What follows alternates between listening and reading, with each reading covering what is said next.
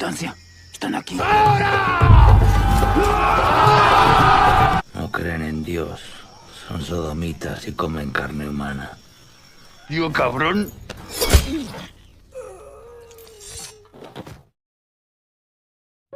Halo semuanya, bagaimana kabar kalian hari ini? Jangan lupa untuk selalu bersyukur ya, dan semoga kita semua diberikan kemudahan dan keselamatan dalam melakukan aktivitas apapun. Film kali ini menceritakan sekelompok ekspedisi dari bangsa Spanyol yang mencari emas di tanah Amerika. Mereka harus berseteru dengan suku lokal yang tinggal di sana. Bahkan tak jarang juga mereka harus berseteru dengan kawan sendiri.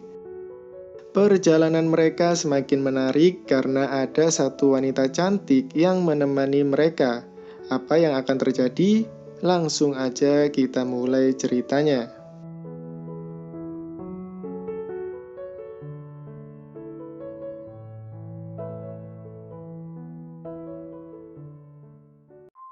Film berlatar tahun 1538, di mana terlihat sekelompok ekspedisi yang dipimpin oleh Don Gonzalo sedang melakukan perjalanan untuk mencari tempat yang diyakini menyimpan banyak emas.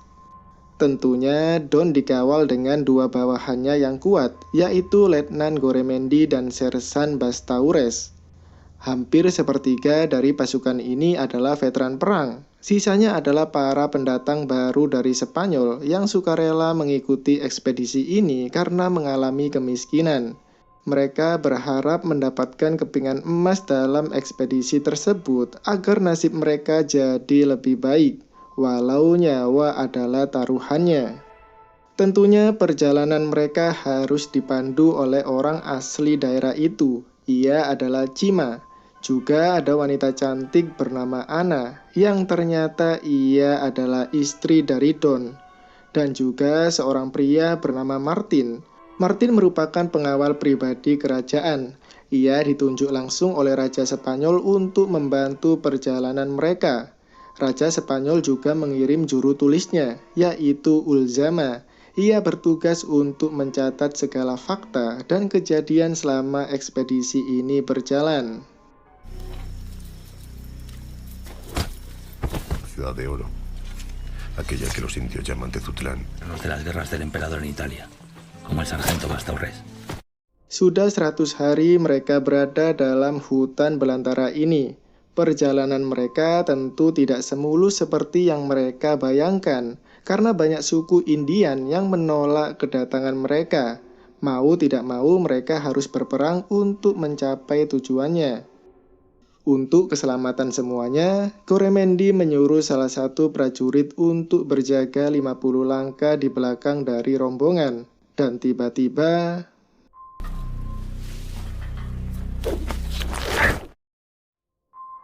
kemudian mereka pun melanjutkan perjalanan. Namun jalan yang mereka lalui mengharuskan untuk menyeberangi sebuah sungai, di mana sungai di wilayah tersebut terdapat hewan buas yaitu kaiman. Cruza.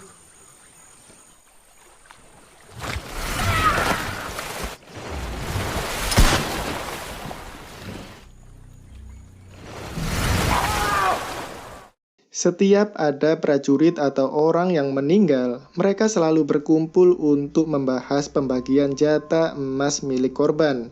Di sini tugas Ulzama. Ia akan membacakan wasiat dari korban ketika masih hidup. Entah si korban mau memberikan jatahnya untuk keluarganya ataupun memberikan ke prajurit yang masih hidup. Dan semua orang harus setuju dengan wasiat tersebut. Setelah itu, Don memerintahkan untuk membangun camp. Ketika mereka sedang bersantai, tiba-tiba anjing milik Goremendi mencium sesuatu. Anjing itu mencium orang yang bersembunyi di balik semak-semak. Ternyata dia adalah orang yang dikirim dari Spanyol untuk bertemu dengan Don. Ia bernama Jeromilo. Setelah mendengar pesan dari Jeromilo, esoknya Don mengatakan ke semuanya bahwa gubernur Spanyol yang sebelumnya bertanggung jawab atas ekspedisi ini telah diganti oleh gubernur baru. Dan gubernur baru itu juga mengirim ekspedisi yang dipimpin oleh orang bernama Medrano. Medrano bukan hanya diberi tugas untuk mencari emas, tetapi juga untuk memburu kelompok yang dipimpin Don Gonzalo. Meskipun mereka berasal dari bangsa yang sama, Martin dan lainnya setuju untuk berperang dengan kelompok Medrano. Saat perjalanan, ada salah satu prajurit yang berbeda pendapat dengan Don. Seketika itu juga, Don memerintahkan dia dihukum garrote. Garrote merupakan suatu hukuman mati dengan cara melilit tali di leher korban. Dikatakan bahwa orang yang mati dengan pedang atau senapan merupakan kematian yang terhormat. Sebaliknya, orang yang mati dengan garrote merupakan kematian yang tidak terhormat. Sersan Bastaures menyarankan supaya prajurit itu ditembak saja, tetapi Don tetap menginginkan garrote. Dale, garrote. Señor, mío compadre.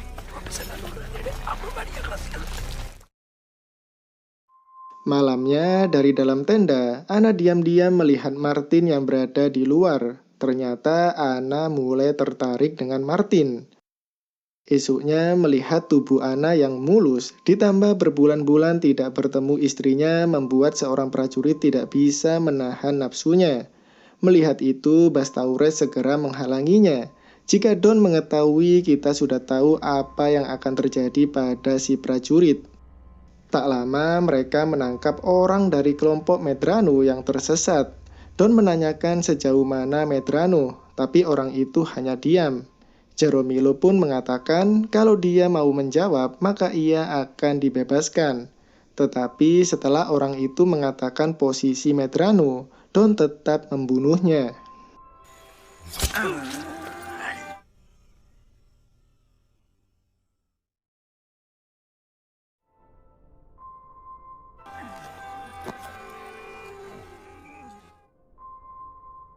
Di perjalanan, tiba-tiba sebuah anak panah mendarat di depan mereka. Cima mengatakan kalau itu merupakan serangan suku Caribes. Cima melarang untuk berperang.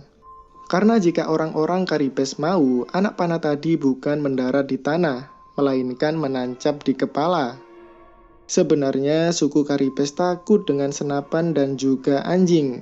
Setelah itu, Ana menyuruh pelayannya untuk memanggil Martin secara diam-diam. Tak lama, Martin pun datang. Ana berterima kasih karena Martin selalu melindunginya.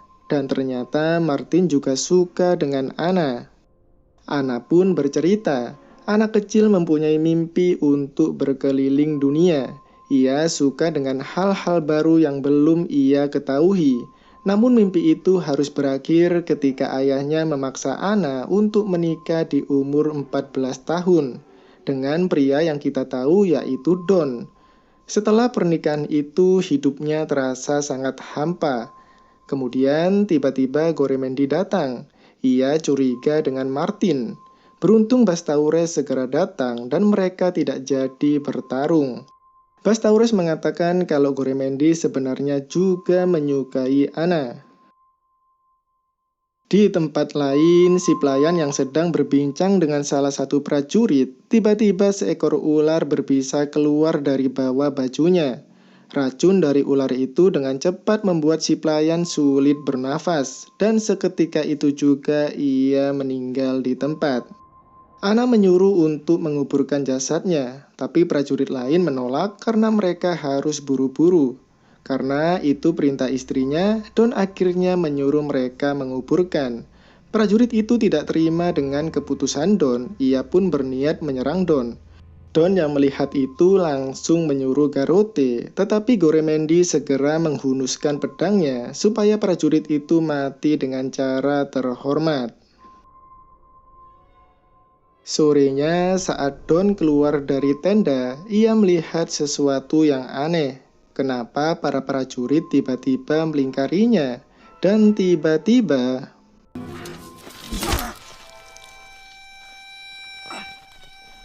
mereka melakukan itu karena menilai Don sangat lamban di umur tuanya, dan ia sangat menurut terhadap perintah istrinya. Di sisi lain, Martin yang sebenarnya tidak setuju dengan kudeta tersebut, memilih untuk menjauh dari tempat kejadian. Dan karena Don sudah tewas, membuat Goremendi yang akan menjadi pemimpin selanjutnya. Tentu Ana juga menjadi miliknya. Tak lupa juga Goremendi menghabisi pengikut setia Don. Di dalam tenda, Goremendi tidak menyia-nyiakan kesempatan ini. Akhirnya ia bisa mewujudkan keinginannya, yaitu menikmati badan mulus Ana. Di saat Goremendi pergi, Martin diam-diam menyelinap masuk ke tenda. Ia meminta maaf karena tidak bisa berbuat apa-apa. Ana pun mengatakan supaya setelah ini Martin jangan mendekatinya lagi, karena Ana takut akan terjadi hal buruk pada Martin. Mereka pun tidak bisa menahan lagi nafsu yang selama ini terpendam. Tapi tiba-tiba Goremendi muncul. Prajurit yang berjaga pun segera bersiul sebagai pertanda ada yang datang. Martin pun segera pergi dan tak lama Goremendi menemui Martin dan mengatakan kalau ia mencium bau yang aneh di dalam tenda. Beruntung aksi Martin tadi tidak terungkap. Besoknya anjing milik Goremendi mati setelah mendapatkan serangan dari salah satu suku Indian.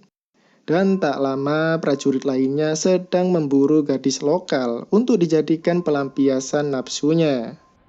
Setelah berhasil mendapatkan salah satu gadis lokal, gadis itu mengatakan sesuatu. Sesudah diterjemahkan oleh Cima, gadis itu mengatakan kalau ia akan mengajak mereka ke desanya. Setelah sampai di desa, berbeda dari suku lainnya, suku tersebut baik terhadap pendatang. Dan tak terduga mereka bertemu dengan Labastia. Labastia merupakan prajurit dari kelompok ekspedisi sebelumnya. Namun semua teman-temannya telah terbunuh dan hanya dia yang selamat. Goremendi pun menunjukkan peta kepada Labastia dan bertanya tempat seperti apa yang setelah ini harus dilalui. Sebelum kepergiannya, Martin mencoba mengajak kembali Labastia untuk bergabung dengannya. Namun Labastia mengatakan kalau ia sudah berhenti. Ia sudah merasa menjadi bagian dari suku ini, bahkan dia sudah mempunyai istri dan anak. Menurutnya hidup di sini lebih baik ketimbang harus kembali ke Spanyol. Lalu rombongan Martin pun melanjutkan perjalanan. Martin tiba-tiba menghampiri Jeromilo dan langsung membunuhnya. Martin melakukan itu karena Jeromilo adalah seorang pengkhianat. Ia yang selama ini meninggalkan tanda untuk kelompok Medrano dengan sebuah kain yang diikatkan di pohon. Terbukti desa sebelumnya telah dibakar habis oleh kelompok Medrano. Martin pun memiliki ide untuk menjebak kelompok Medrano, yaitu dengan cara pura-pura melakukan ritual pernikahan. Tak lama kelompok Medrano pun datang. Martin mengatakan kalau orang-orangnya hanya tersisa segini. Dengan mengajak Ana di garis terdepan, membuat musuh jadi kehilangan fokus. Dan tanpa mereka ketahui, dari samping mereka kelompok Goremendi datang menyerbu. Pertarungan pun tak dapat dihindarkan. Daos presos en nombre del rey.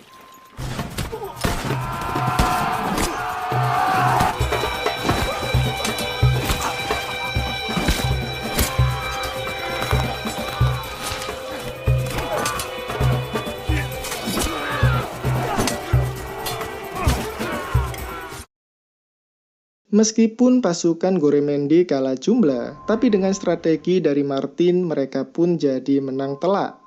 Melihat Medrano yang lemah, Ana segera menusuknya. Ana sangat marah karena Medrano tadi sempat menghinanya.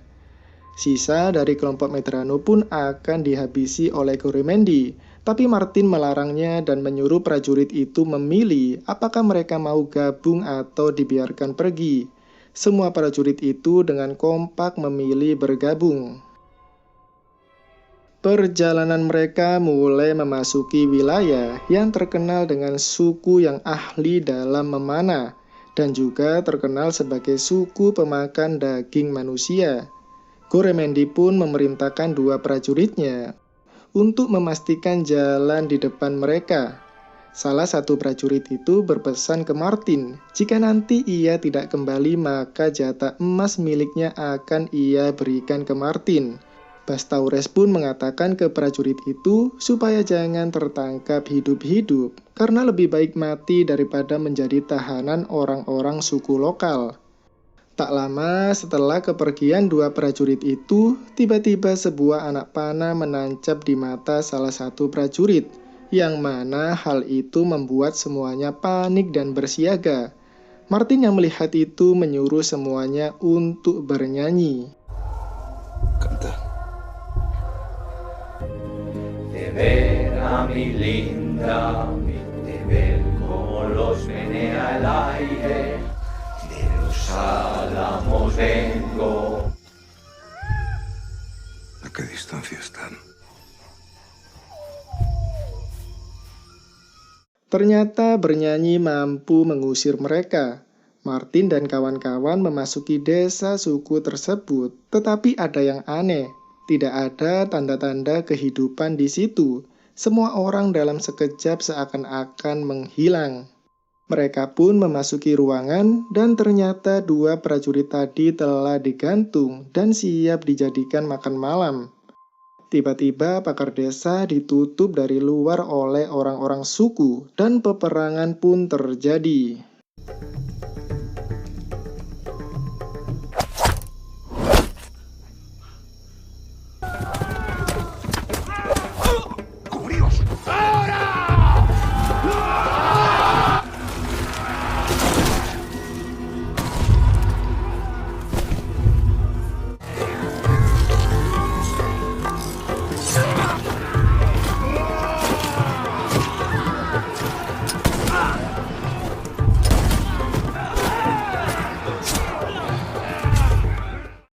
Mereka berhasil memenangkan pertempuran itu, tetapi tidak sedikit para prajurit juga gugur. Esoknya mereka berhasil menemukan wanita dan anak-anak yang bersembunyi. Goremendi yang marah pun memerintahkan untuk menghabisi semuanya. Tetapi Martin menolak dan segera berdiri di depannya sebagai tanda perlawanan. Keputusan Martin itu banyak didukung prajurit lainnya. Melihat itu, Goremendi hanya bisa diam, tetapi anak buahnya tiba-tiba menusuk Cima. Dengan alasan sepele, yaitu Cima merupakan keturunan yang sama dengan orang-orang Indian itu. Bastaures pun segera membalasnya.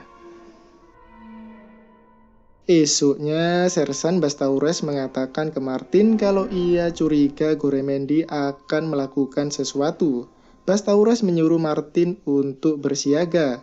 Lalu Goremendi menyuruh Martin dan juga prajurit bernama Barate pergi dulu untuk memastikan medan yang akan dilalui. Setelah Martin agak jauh, sesuai dengan dugaan Bastaures, Goremendi pun memulai rencananya. Pertama, ia menghabisi Uljama. Goremendi tidak mau kalau Uljama menuliskan keburukan tentangnya, dan juga alasan lainnya yaitu Goremendi tidak ingin membagikan emasnya. Setelah menghabisi Uljama, kini giliran Bastaures, dan tak diduga-duga tiba-tiba Martin datang. Ia sudah mengetahui rencana busuk Goremendi. Pertempuran antara kelompok Goremendi melawan kelompok Martin pun dimulai.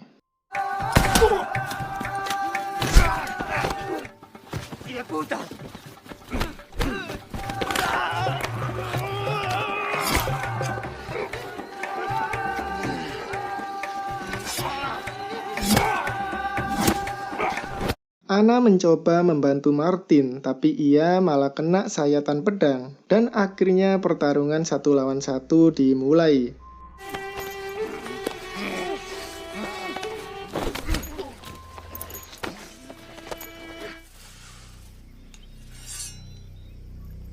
Dengan sisa tenaga yang dimilikinya, Ana berhasil melukai kaki Goremendi, yang mana membuat Goremendi seketika itu juga kalah. Di sisa-sisa terakhir hidupnya, Goremendi meminta Bastaures untuk segera membunuhnya. Ia tidak mau dihukum Garrote, melainkan melalui pedang temannya, yaitu pedang milik Bastaures. Di sisi lain, Ana yang kehilangan banyak darah tidak bisa bertahan lagi, dan ia pun meninggal dunia. Martin merasa sangat kehilangan, tapi ia tidak mau berlarut-larut dalam kesedihan dan langsung menguburkan Anna. Prajurit lainnya hanya tinggal menunggu waktu untuk kematiannya, termasuk juga Uljama. Ia berpesan ketika nanti mereka berhasil mendapatkan emasnya, 1/5-nya adalah milik raja, dan Uljama pun tewas. Tak terasa dari puluhan orang yang berangkat, sekarang hanya tinggal 4 orang saja. Perjalanan mereka harus terhenti karena ada 2 suku yang berperang di depan mereka. Dan sebuah anak panah nyasar ke dada salah satu prajurit. Bharate segera membungkam mulut prajurit itu. Namun merasa tidak ada gunanya, mau tidak mau mereka harus membunuhnya supaya ia tidak berteriak dan tidak merasakan sakit yang terlalu lama. Anak panah pun datang lagi, kali ini mengenai Bastaures. Bastaures mencoba menahannya sebisa mungkin. Ketika mereka menemukan tempat yang aman, Bastaures menyuruh Martin untuk melanjutkan perjalanan tanpa dirinya. Karena ia sudah merasa dirinya tidak akan bertahan lama lagi. Bastaures pun berpesan kalau jatah emas miliknya akan ia berikan kepada keluarganya di rumah. Martin pun menyanggupinya dan melanjutkan perjalanan. Tak lama mereka melihat kilauan emas yang begitu besar dari atas gunung. Setelah mereka sampai, ternyata itu bukan emas, melainkan hanya sebuah lumpur yang bersinar. Martin dan Bharate tidak menduga kalau akhirnya akan seperti ini. Setidaknya mereka telah menancapkan bendera, pertanda tanah ini sudah menjadi milik Raja Spanyol. Akhir yang tidak terduga. Setelah melalui perjalanan yang panjang, berperang dengan suku lokal, bertarung dengan teman sendiri, melakukan pengkhianatan, dan membunuh nyawa yang tidak berdosa, semua ini mereka lakukan hanya untuk sebuah lumpur, dan film pun berakhir. Mungkin itu saja yang bisa saya ceritakan. Apabila ada salah kata, saya minta maaf, dan sampai jumpa di video selanjutnya.